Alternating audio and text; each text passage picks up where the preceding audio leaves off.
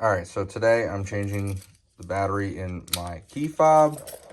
So gonna have that like that. Gonna stick this pry bar in. Okay, so here we go. There it is. Popped off.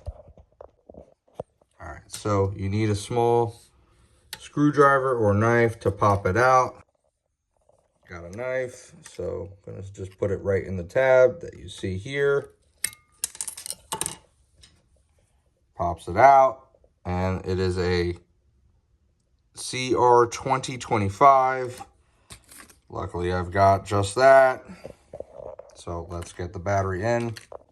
All right, after fighting with this to get the battery out, as you can see, was not easy. We're taking our new battery, popping it in,